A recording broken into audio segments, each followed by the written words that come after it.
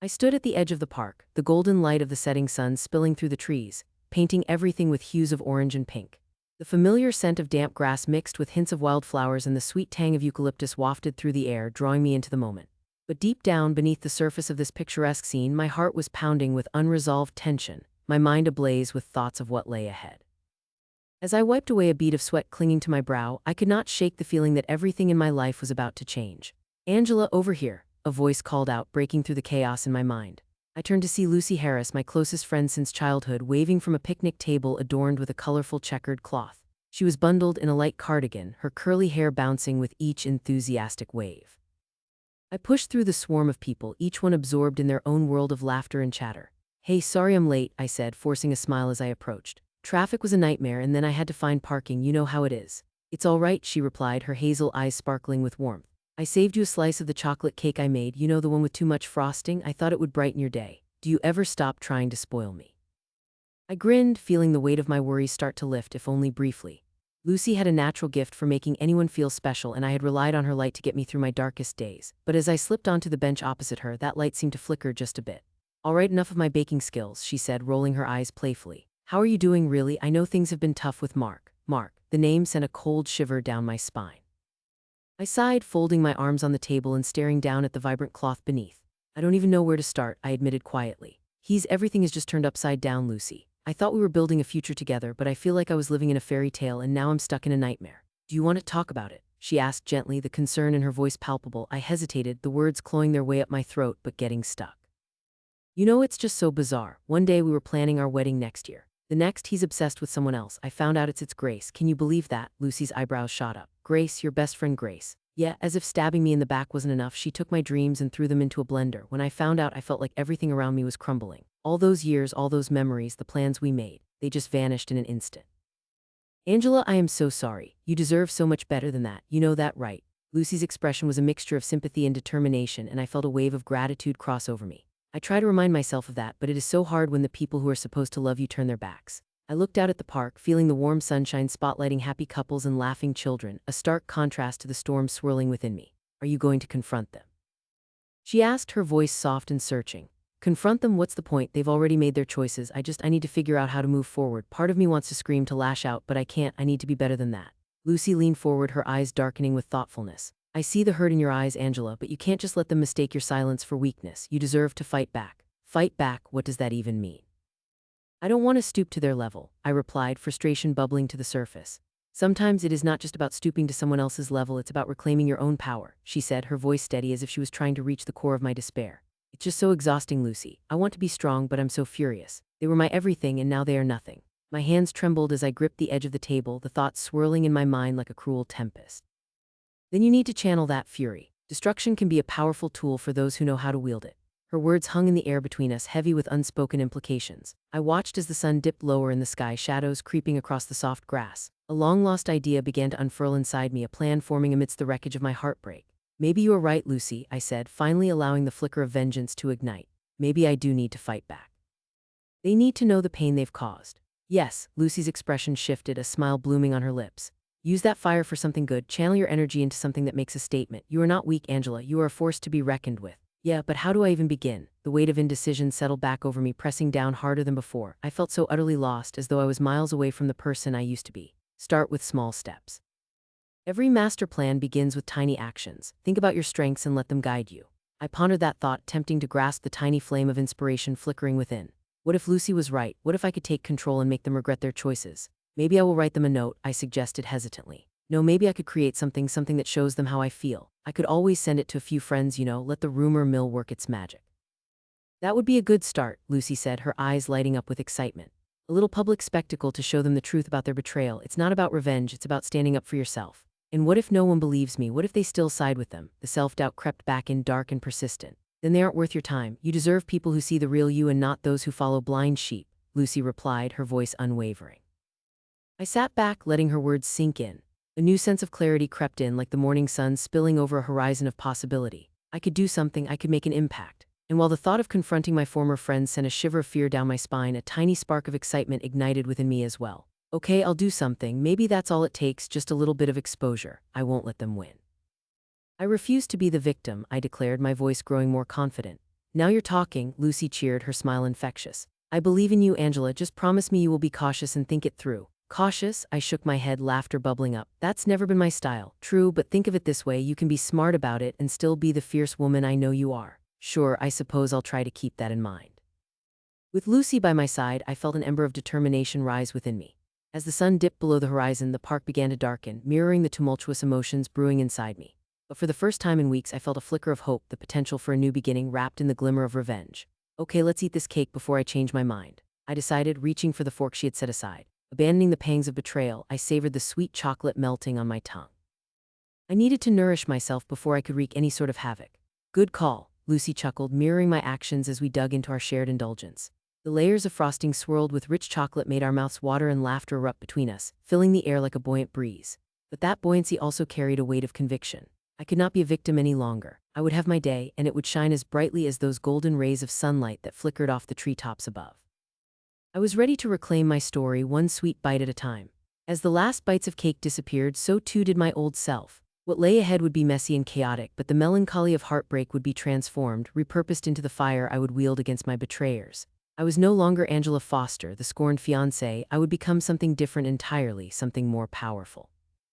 This was just the beginning, and I could already feel the rush of the approaching storm. I lingered in the dimly lit corner of the pub, my fingers wrapped around a chilled glass of Australian lager, the amber liquid a stark contrast to the turmoil swirling in my mind. The pub smelled of warm wood and fried food, an old smell that clung to the air like a second skin. My heart raced as I watched the door, a slow burn of anticipation bubbling up inside me. I had waited for this moment for far too long, and the only thing more daunting than the wait was the uncertain resolution it would bring. The pub bustled with laughter and chatter. Couples leaned into one another over tables while groups of friends exchanged stories in loud, boisterous voices. Yet for me, the laughter felt distant, as if everything was happening in a bubble, encasing me in a world that had long since moved past my personal turmoil. I caught sight of a familiar figure just beyond the entrance, and my breath hitched in my throat. It was Simon, my ex-husband. The man who had pulverized my heart and demolished the best years of my life. He appeared as if he hadn't aged a day. The wrinkles at the corners of his eyes seemed to be completely absent, and his dark hair was now just a touch of silver, enhancing the sharpness of his jaw. Even from a distance, I could see the confidence radiating off him as he strutted into the pub with his usual swagger. He was carefree, at least it seemed that way, as he clasped hands with a couple of guys who were already at the bar. The tight knot of emotion in my gut tightened just a little more. Glancing glassy-eyed at my phone, I noted the time, 8:15. He was late, maybe the first sign of him regretting what he had done to me. But deep down, I knew Simon had never felt remorse about anything he had done. He was like a snake, slick and deceitful, charming when he needed to be, and a heartless monster when it suited him. The bartender leaned over, wiping a pint glass as he looked at me with a cautious smile. "You all right, love? You seem a bit on edge." His voice was warmly laced with an Australian twang, effortlessly cutting through my haze. "I am," I replied, my voice a mere whisper, barely spiking above the clamor in the pub. "Just waiting for someone." My hands trembled slightly as I raised the glass to my lips, hoping the cold liquid would settle my nerves, but it didn't. I chose to continue watching Simon as I had been for the last 15 minutes. They were laughing too loudly, their heads thrown back. He seemed so at ease, harboring none of the weight of our past. I slid down on my stool, my heart racing as I thought about how he had betrayed me. I had trusted him completely. Hindsight was always 20/20, but I had been blind, and anger fizzed beneath my skin like an unsettled soda. Suddenly a voice broke through my brewing thoughts, smooth like velvet. "Angela, is that really you?" I turned sharply, startled out of my rage. Standing beside me, eyes wide in pleasant surprise, was Miranda, my old college friend. Her blonde hair framed her face, catching the low light in a way that made it shine. "Miranda, it's been ages," I exclaimed. Pulled her into an embrace, her warmth a welcome shield against the chill of my memories. "What brings you here?" "Just grabbing a drink and taking a breather from the kids." "How about you?" she asked, tilting her head slightly to glance at the bar. "You look tense, more than usual." It struck me how much I tried to mask my emotions, but Miranda had always been good at reading the signs. "You know, I'm just waiting for a friend," I replied, trying to keep my voice casual, as if I weren't dying inside. The last thing I wanted was for anyone to compare old stories about Simon and me. I had spent years burying those memories. "Is it a date?" she asked, her eyebrow arched with playful curiosity. "Not exactly, maybe something like that. It is complicated," I said, stirring the last drops of beer with my straw, the ice clinking against the glass as I did. "Complicated? What's Simon doing here?" She looked behind me, still curious. My face burned with the sudden heat of shame. I turned my head to glance back at Simon, who was deep in conversation. The laughter rang out, and my heart knew that he was enjoying every second of it. "Actually, let's not discuss Simon. I prefer happier topics," I said, forcing a smile. "How is the family?" "Busy but good, you know how it is. Children are full of energy," she said, her grin brightening up her face. "Are you seeing anyone special?" No, just focusing on me right now, I fibbed, my eyes flitting back to Simon and his group, feeling himself slipping further out of my reach as I weighed every single interaction he made with other people. Do you want to catch up some time, maybe grab a coffee? Miranda offered sweetly, breaking through my reverie. I would love that, I replied wholeheartedly, eager to get out of this moment, to breathe and escape this heavy weight. Let me give you my number. Actually, here's mine, she said, reaching into her bag. Just then Simon's laughter rippled through the air again, and I felt my grip on my emotions start to fray. I didn't want to do this anymore. I didn't want to have a normal conversation while he laughed and lounged like everything was perfect in his world. Miranda, I think I might need a moment, I said more bluntly than I intended. I will text you, okay? All right, take your time. Just remember I am just a text away, she said with a supportive squeeze on my shoulder before she strolled off in the direction of the restrooms. I exhaled shakily, peeking at Simon again and catching him transfixed by whoever it was he was chatting with. His laughter bubbled up again, and it filled my veins with boiling blood. I gripped my glass, tearing my gaze away from him, catching my breath and pouring my energy into thinking about how much he didn't deserve the life he led. How could he perpetrate this facade of a perfect life just like that, like he never tore me apart at the seams?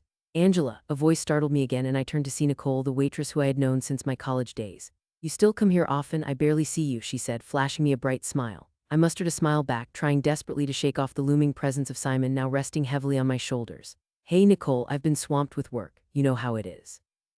You should come by more often, it is nice to see familiar faces, she said, her eyes sparkling with sincerity. I chuckled softly but quickly found my mind wandering back to Simon as I felt the flames of retribution blossoming inside me. Nicole leaned closer, lowering her voice. You look really lovely tonight, by the way, and by the way, just to let you know, the world of dating is a mess. I am still single, and it has been ages, it feels so hopeless. She said, her usual lightheartedness faltering slightly. I lifted my glass, toasting her silently, the weight of my past with Simon mingling with our shared experiences in a similar dating landscape. Here's to being single then, I guess, I said, lifting my glass wordlessly. Then retreating back to the depths of my own thoughts, I had a sudden surge of clarity. Nicole, how much do you know about Simon? I asked suddenly, the air turning electric with my inquiry. She cocked an eyebrow, curiosity piqued. Like current Simon or the Simon from college? From college, I replied, feeling a pang of nostalgia mixed with the sting of regret. What was he like? Arrogant to say the least. But honestly, he had a charisma that drew everyone in. I was always a bit envious of the attention he got from others. However, after news of his marriage and divorce from you got out, to be honest, I didn't hear much about him. Well, it was all a show, I muttered bitterly, gripping my glass tighter. Are you still mad about it? Mad doesn't even cut it. After everything he put me through, I paused, remembering deep inside the tangled web of betrayal, and inhaled sharply. You know, I thought I would get my revenge, but I didn't think it would ever be this hard. She placed her hands on my shoulders, her eyes earnest. Angela, trust me, you deserve to move on. You can't waste time on someone who doesn't deserve you. He may have gotten away with it then, but life has a funny way of coming full circle. I nodded, her words striking a chord deep within. But then my gaze returned to Simon again, the hatred creeping up on me stronger than before as I replayed moments of my past with him in my mind. Nicole, I want something, I blurted out. Her palms fell away from my shoulders and she gazed at me expectantly. What do you have in mind? Simple, I want Simon to pay for what he did, and I want to turn the tables on him. I want him to regret walking away from me. My heart raced wildly, ignited by a surge of adrenaline. What do you think? She grinned, a mischievous twinkle flickering in her eyes. Count me in. I never thought I would say this, but I am all for revenge. What do you have in mind? A glimmer of satisfaction flickered to life inside me, the embers simmering, waiting for kindling. I need help. There are plenty of people around here who can vouch for Simon's past, friends who would know exactly what he is capable of. I need to gather evidence, expose the truth, all of it, and when he takes a drink of that bitter truth, he will see just how wrong he was to think he could get away with hurting me. So you want us to form a little army of sorts? Nicole asked, her curiosity returning. You got it. Think of it as a quest for justice. I could feel a wide smile spreading across my lips as anticipation coursed through me. It gave me power knowing I wasn't alone in this. I was ready to begin recruiting my own battalion to take back what was stolen from me and remind Simon Foster that the past never truly disappears. The sun hung low in the sky, casting an orange glow across the Brisbane skyline, as I took a deep breath and stepped into the cafe where my life was about to change. The smell of fresh coffee and baked goods filled the air, mingling with the distant chatter of customers, but it was the figure sitting alone in the corner that drew my focus. James, my heart raced. The last time I saw him, it was over a year ago, when he betrayed me in the worst way possible, a betrayal so deep it had reshaped who I was. I had spent too long stewing in anger, plotting how to take my revenge against him for tearing apart my world, and now my plan was finally within reach. I had allowed myself to ruminate on the sweetness of payback long enough, and today was about to give it the delicious flavor I had so carefully concocted. Clutching my purse, I walked toward him, each step on the wooden floor echoing my resolve. As I approached, I noticed the faint smile on his face, a reflection of the confident man he thought he still was. His dark hair was tousled, as if styled by the wind, and the hint of stubble on his chin suited him, but his presence did nothing to calm the storm brewing within me. Instead, I felt the anger boiling beneath my skin, urging me to spit out the words festering in my mind. "Sit down, Angela. Be cool now," I whispered to myself internally, taking yet another deep breath to ease my nerves. "Hey, James," I said, the words emerging from my mouth smoother than I had anticipated. "Mind if I join you?" He looked up, surprise flashing in his eyes, but it quickly morphed into his usual charm. "Angela, long time no see, of course, please sit." He gestured toward the empty seat opposite him. I sat down, leveling my gaze straight into his eyes, an unyielding steel that I hoped would cut through the facade he wore so easily. "I hear you have been doing well," I said, my voice steady but laced with the undercurrent of tension simmering inside. "Are you still with Sparkle Tech?" He nodded eagerly, his face lighting up as he spoke. "Yeah, just got promoted actually. I'm heading up a new project. It's exciting stuff. What about you? Still at the law firm?" The way he leaned in, his enthusiasm spilling over, only amplified the rage I was containing. Could he really believe that I would still be the kind-hearted Angela he once knew? I fought to maintain my composure. "Actually," I said, forcing a smile to mask the turmoil inside my stomach, "I've changed a lot since you last saw me, James." He raised an eyebrow, a look of genuine curiosity mixed with a hint of skepticism. "Oh, like what?" The inquiry hung in the air as I savored the moment, relishing the transformation that had occurred since I had last been broken by him. I took a sip of my coffee, letting the rich, bitter flavor linger on my tongue while I crafted my response.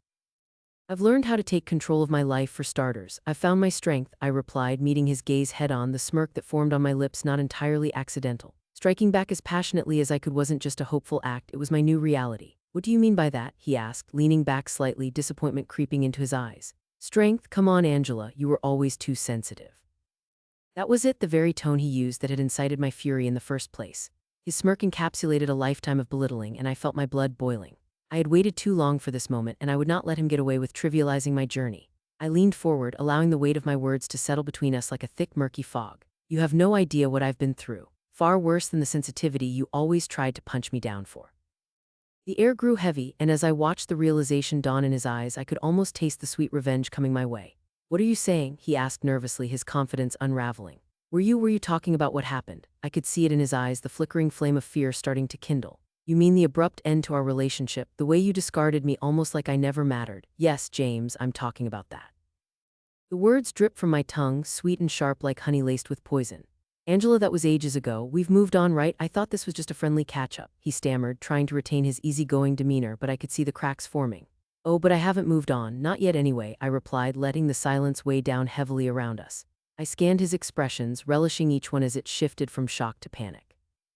Memories flooded my mind, sharper than ever, his laughter mixing with hers, the image of him and my best friend Emma together swirling in my head like a blinding storm. I had thought I could trust them. Trust, a mere word that lost its meaning when they smashed everything I valued into pieces. "You think you could just forget? You think I could particularly relish all the things you took from me and simply let it all go? The job I worked tirelessly for, the friendships you shattered, the trust that vanished into thin air." "Sorry, you have to understand, Angela," he began, his voice shaky, but I interrupted. "No, you need to understand that this isn't just about a past relationship. This is about facing the repercussions of what you both did to me. You fell in love with her and tossed me aside like trash. Have you thought about how that might feel? Because clearly neither of you did." He looked like a deer caught in headlights, desperately seeking an escape route. "Let us be realistic here," he said, almost pleading now. "You and I are so different. You were never going to be happy in a life that required you to bend over backward to make me happy. We weren't meant to be, you have to know that." "Was that supposed to make me feel better?" I retorted sharply, unable to disguise the contempt tainting my words. "That the grand reason you cheated was because you thought you could do better?" "It sounds more like an excuse for cowardice than a respectful explanation, James." He flinched, and for a brief moment I felt a surge of satisfaction. I was reclaiming my power one word at a time. "I loved you, I really did," he said softly, desperation leaking through, but I could not let myself soften. "That love was obviously not enough for you," I pointed out, infusing venom into each syllable. "If you had truly loved me, you wouldn't have violated that love by seeking comfort in someone else's arms." He swallowed hard, visibly shaken like someone who had just stepped off a roller coaster. "Can't we just forget all this? I mean, we're both adults now. We can rise above it, have coffee, talk about old times." The plea hung in the air, but I was not about to let him persuade me. This was no longer about healing, it was about justice. "Forget," I echoed, allowing a cold laugh to escape my lips. "That's rich coming from you, James, the man who tossed my heart aside, the man who played the victim instead of owning up to his mistakes. I will not forget, not now, not ever." The hardness in my tone was palpable, and I watched as the realization settled deep.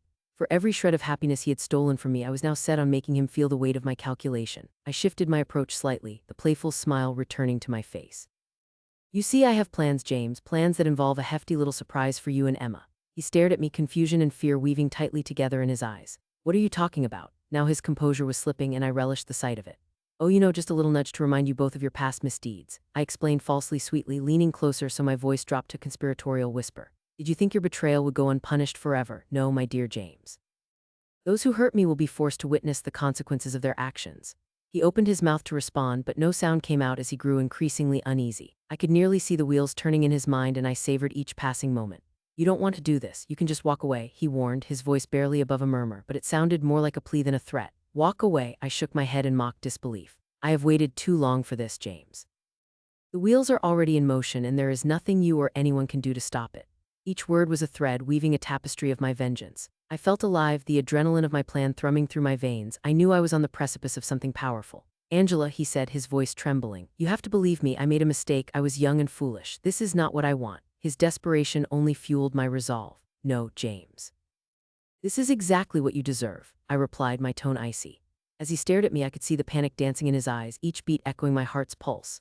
This man who once thought he had the world at his feet now felt hunted, cornered like prey. Seeing him squirm beneath my deliberate gaze only fueled the fire inside me, the revenge I craved beginning to materialize in ways I had only dreamed of. I leaned back in my chair, allowing myself a moment to admire this thrilling transformation. But also in that moment, I felt the heaviness of truth settle on my shoulders because my soul craved closure. The friendship we had could never be revived, the pieces would never fit together again, but my resolve was hardened now. You think you can just keep going with your life, forgetting the harm you have done? I gnashed my teeth, savoring the satisfaction that came with each word, each confession. His eyes darted around the cafe, searching for a way out. You don't have to do this, Angela.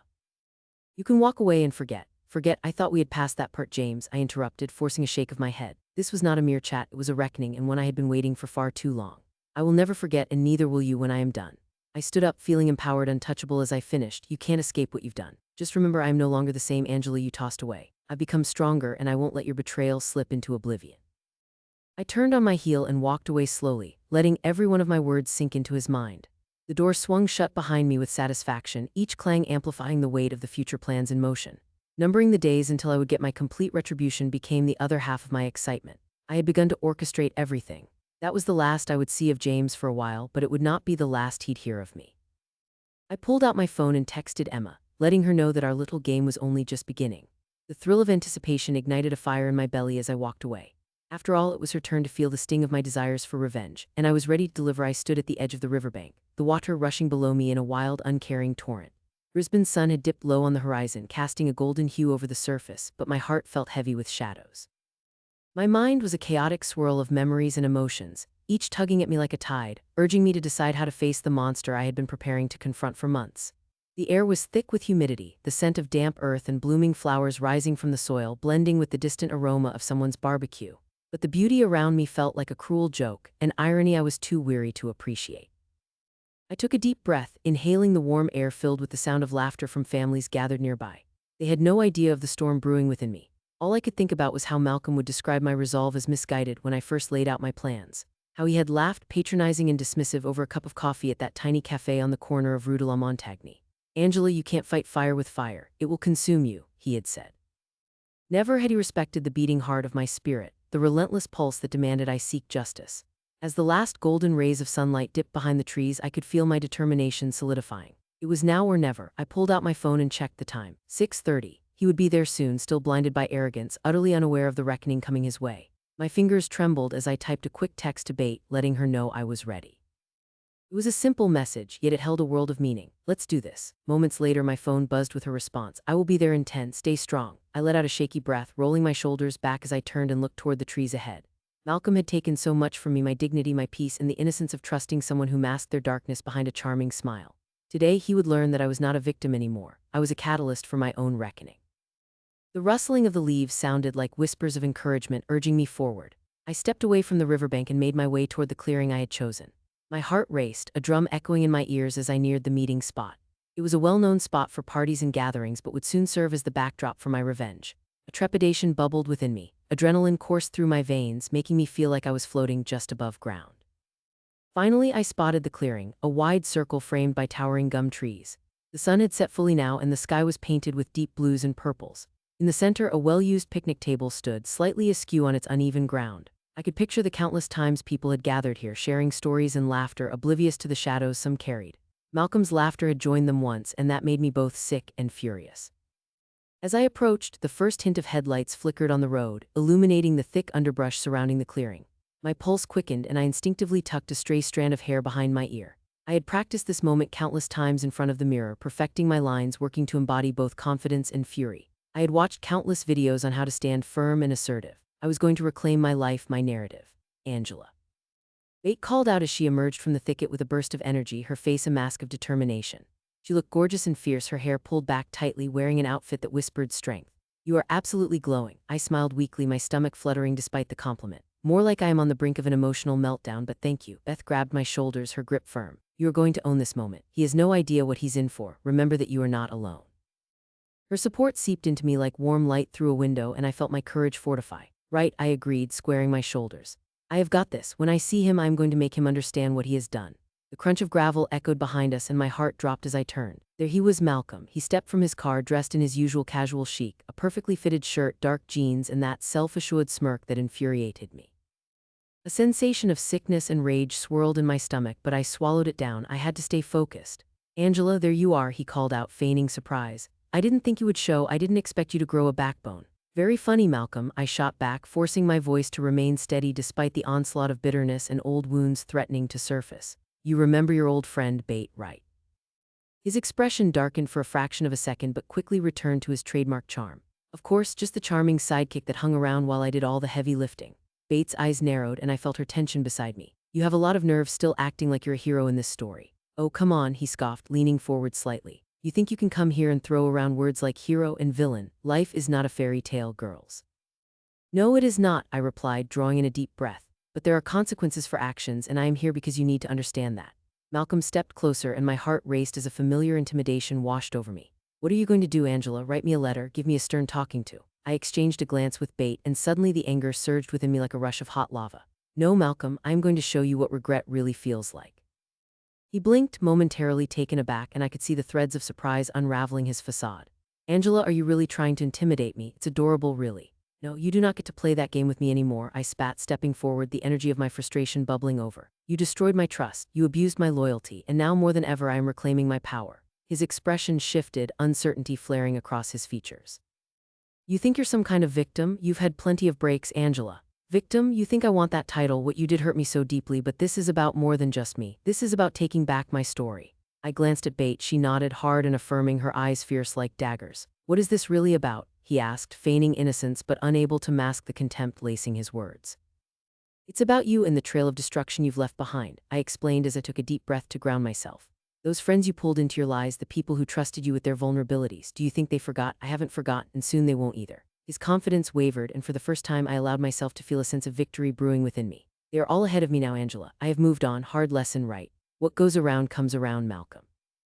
And it is your turn to face the music. You think you can walk away scot-free after everything? Not anymore. I don't know what you're talking about. His voice was a touch defensive, but there was an unmistakable crack in his bravado. I stepped even closer, every muscle in my body tense with resolve. It is a shame that deceit comes with an expiry date. You will realize that soon enough. Everyone will remember who you are when I tell them. You really think? Yes, I interrupted, cutting him off. And I will, Malcolm, I will tell them. I will be more than just your forgotten afterthought. I will be the storm that uproots your precious little world. There was a brief silence, an electric crackle in the air as tension thickened between us. Malcolm's expression hardened, and I stood firm, matching his intensity with unwavering determination. You think you can threaten me? He shot back, anger flaring in his voice. I am untouchable. Everyone loves me. Not for long. You underestimate the power of collective truth. I will shine light on every secret you hold in the dark. He scoffed, crossing his arms defiantly. What a pity. You've always been a dramatic little girl, Angela. Dramatic? I was the one who let you into my life, the one who believed every excuse you spun. Oh, please, you're acting like I forced you. You chose to love me. You chose to trust me. True, I replied, allowing the crack of pain in my voice to serve as a reminder that I was not simply angry, I was also heartbroken. But your choices were all lies, and people deserve to know the truth. The shadows around us began to stretch longer as night settled in, the one swarm light giving way to encroaching darkness. There was a growing sense of urgency in the air, echoing my determination to bring this confrontation to its peak. I took another step forward, my heart thundering in my chest.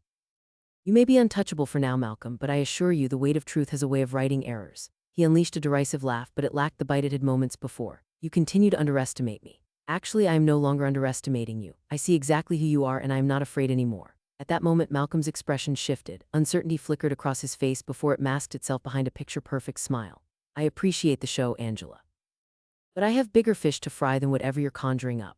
Let me make this clear, Malcolm. Your reign of manipulation ends today. This isn't just about you and me anymore. It's about every person you have played with like a pawn in your sick little game. I'm not waiting or asking for permission. I am making this happen. A silence blanketed us, heavy and charged, as we regarded one another. From the corner of my eye, I noticed Bate shifting, her presence a comforting energy beside me. I could feel her silent support pushing me forward, filling me with the strength I needed to hold my ground. Finally, Malcolm spoke, his voice laced with something darker. You are playing with fire, Angela. You think you're strong, but that fire will burn you. I look forward to watching you burn, I replied with a determination that felt electric, thrill, and fear intertwining in my core like a powerful whirlwind. You have no idea what you are doing. He turned slightly, somehow attempting to dismiss me, but I was ready for him. I think you are mistaken about that too, I said sharply. You will not get to brush me off any longer. You won't ridicule my strength. I am more than you ever understood, and I am here to show you that. As the darkness deepened around us, his bravado flickered like a dying flame, leaving behind an unsettling quiet. The world felt distant, and the weight of this pivotal moment wrapped around us, trapping us in our respective roles. My heart raced with anticipation, and I allowed myself to savor the feeling of power that had eluded me for so long. Leave while you still can, Angela. His voice was low, no longer playful but laced with a genuine threat. No chance, I said, my voice steady despite the quaking storm of emotions. You can't scare me anymore. I am not running away. It became clear that we were no longer just two people having a conversation. We were tangled in a duel of wills, each determined to wield our truth like a weapon. I could see the cracks in his facade and relished the moment. You think you can silence me? I pressed on, the adrenaline making my blood sing. I won't be quiet. I refuse to let you go without a fight, and soon others will rise with me. Do you really think it will come to that? I am counting on it. And when it does, when the truth rises like a phoenix from the ashes, you will finally be exposed. I saw it then, a flicker of fear behind his facade, a crack that made me feel both triumphant and frightened. Light flashed in the corners of my mind as the weight of what I was doing settled upon me. Was I prepared to really unleash this truth upon the world? Would revealing Malcolm's dark side free me, or entangle me further in his wretched web?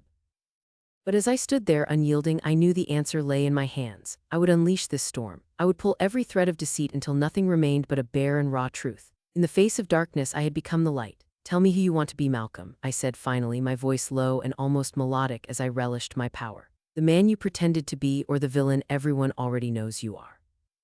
A whisper of something unfathomable floated through the air as I locked eyes with him, both of us standing on the precipice of destruction and rebirth. The stillness of the night held its breath as we came to the realization that our paths were intertwined, our destinies forever altered by this confrontation. The meeting of our realities was palpable, a moment ready to erupt like a volcano. I saw a flicker of doubt in him, a nuance unforeseen until this moment. Whatever facade he wore, it was ripping away, and I would not back down. The night was still and quiet, a canvas upon which our war was being painted, each second stretching and bending toward an inevitable climax. I felt fear swirling within me, but a newfound strength bathed me in defiance, allowing me to stand my ground. I would reclaim my faith, my power, and my narrative in this tangled story. And together with Bate, I braced myself for the next chapter of this revolt against a dark prince who had thought he could rule unchallenged. The confrontation was just beginning. I stood on the edge of the overgrown yard where the old Foster family home used to stand, an eerie shadow of its former glory. Weeds had claimed the space, entangling what remained of the rotting fence, while the remnants of what had once been a vibrant garden lay buried beneath years of neglect. The scent of damp earth hit me, mingling uneasily with the faintest whiff of decay, bringing back memories sharper than any knife I had ever wielded. My heart raced, not with fear but with a delicious thrill. This would be the day I reclaimed everything I had lost. I hadn't seen Victor Stoller since that cold night he abandoned me, leaving nothing but misery and a broken promise in his wake. Ever since the betrayal, I had been preparing for this moment, every plan meticulously crafted like intricate lace, delicate yet strong enough to entrap him. Today was the culmination of all my hard work and patience. A flood warning, really, I muttered under my breath, glaring at the ominous gray clouds overhead.